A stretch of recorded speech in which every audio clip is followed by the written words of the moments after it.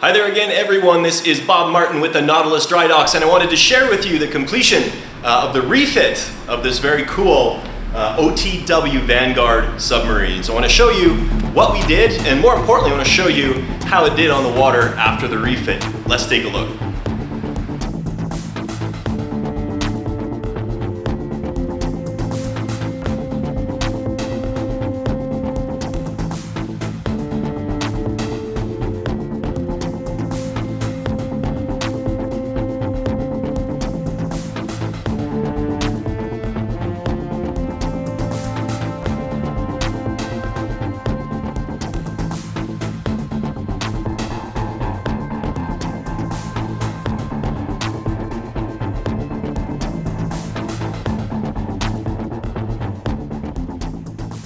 This is a really gorgeous model. I really like it. OTW does an amazing job on their hull kits.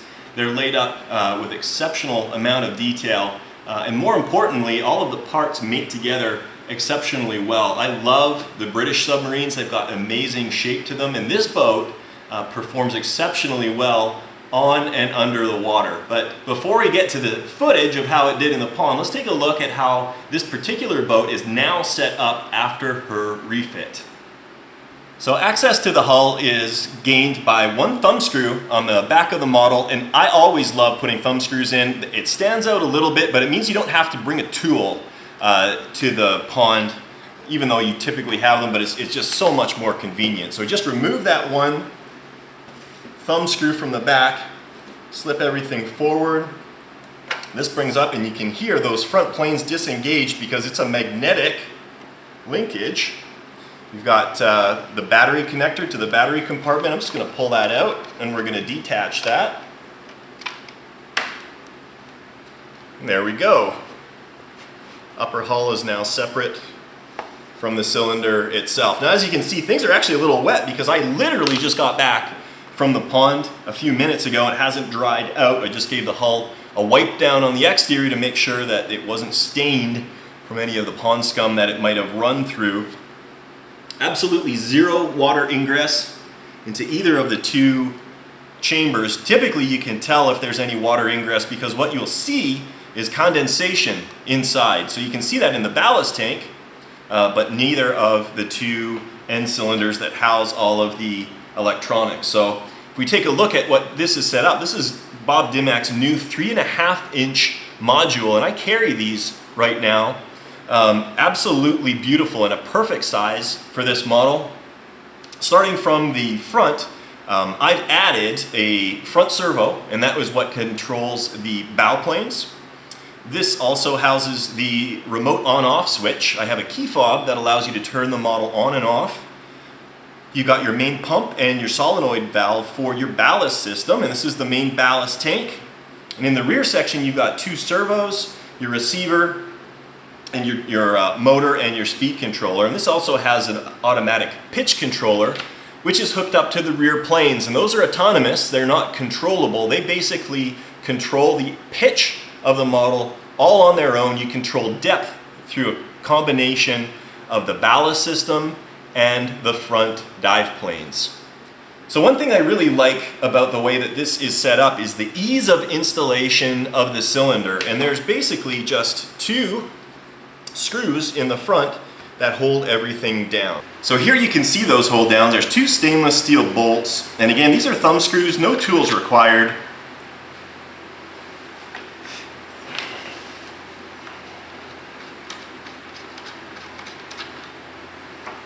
And I've got a 3D printed catch that goes on the front. It goes over the bolts that hold the cylinder ends on. It's convenient to latch everything together, and that bolts into the hull. Now the front section is completely free, and you can see I can lift that up and down. And in the back we've got a few things. We've got again a 3D printed bulkhead that one of the knurled nuts goes through to secure it in the back.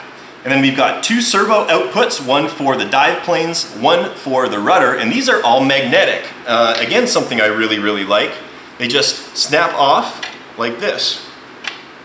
I got them set up so that each one will only attach to the correct outputs. It'll repel off of the incorrect one. I fabricated new magnetic linkages on the cylinder side. These are bigger, beefier magnets than the standard click-on units that were on the unit before, and that makes for a far more solid connection between the watertight cylinder and the model itself. So now all we need to do to remove the cylinder is lift up on the front end and slip everything forward. And here is our completed cylinder, removed, ready for inspection. Taking a look at the inside of the hull, we've got drainage holes. Those are all in place and they work exceptionally well.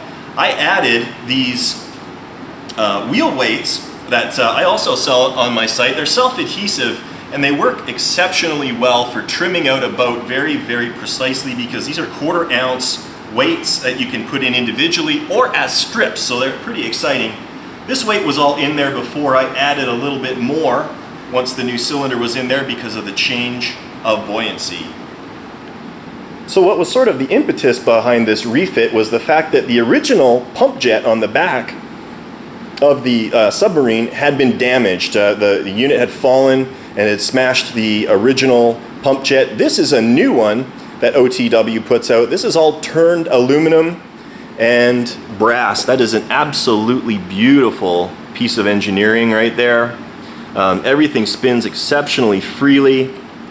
Works very, very well. I'm really, really happy with it. Let's take a quick look at the way I have the control set up. This is a Futaba 4-channel radio operating on 75 megahertz, which is imperative for RC submarines that you operate on low frequency in order to penetrate the water. New gigahertz radios do not work. You can see up on the top here, this is the key fob, so basically the starter for the model. On, off, very, very simple. It means you don't have to crack into the model to turn it on and off. You can prep it at home, bring it to the pond, turn it on remotely without having to break into it. The way they got the control set up, forward and back is your proportional throttle control. Left and right on this left stick is your ballast control. Moving to the right vents your tank, and moving it to the left blows the tank to surface. On the other side, you've got pitch control and rudder control. Very simple setup, works exceptionally well. All of the footage that you're going to see at the pond was taken by me as I drove the submarine, as I filmed, so it's exceptionally easy to drive. This boat is absolutely a dream to operate. So there you go, everyone, the OTW Vanguard nuclear submarine with a 3.5-inch OTW drive system, completely refit, tested, and ready for patrol. I hope you enjoyed this video. I'm going to let you go now so you can see how it performed on and under the water. I hope you enjoy.